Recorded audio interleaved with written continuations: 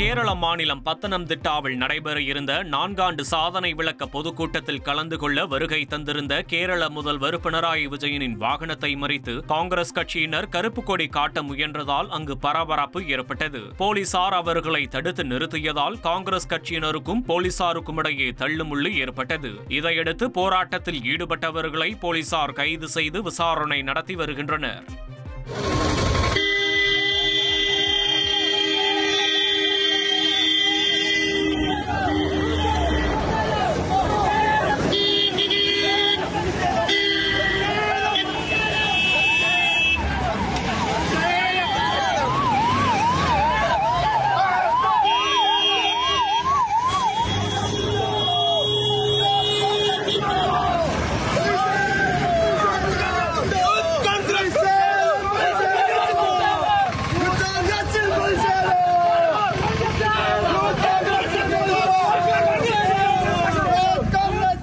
பதவி நீக்கம் செய்யப்பட்டுள்ள நகராட்சி கவுன்சிலர்கள் பதவிகளுக்கு தேர்தல் நடத்த வேண்டாம் என அறிவுறுத்தியிருப்பதாக சென்னை உயர்நீதிமன்றத்தில் தமிழக அரசு விளக்கமளித்துள்ளது. அதிகார துஷ்பிரயோகம் செய்ததாக கூறி சென்னை, தாம்பரம், உசிலம்பட்டி மாநகராட்சிகளில் 4 கவுன்சிலர்கள் பதவி நீக்கம் செய்யப்பட்டனர். இதனை எதிர்த்து அவர்களது தரப்பில் தாக்கல் செய்யப்பட்ட மனுக்கள் சென்னை உயர்நீதிமன்றத்தில் விசாரணைக்கு வந்தது. அப்போது தமிழக அரசு தரப்பில் அளிக்கப்பட்ட விளக்கத்தில் இந்த வழக்குகள் முடியும் வரை 4 கவுன்சிலர்களின் பதவிகளுக்கும் தேர்தல் நடத்தக்கூடாது என மாநில தேர்தல் ஆணையத்திற்கு கடிதம் அனுப்பியுள்ளதாக தெரிவிக்கப்பட்டது.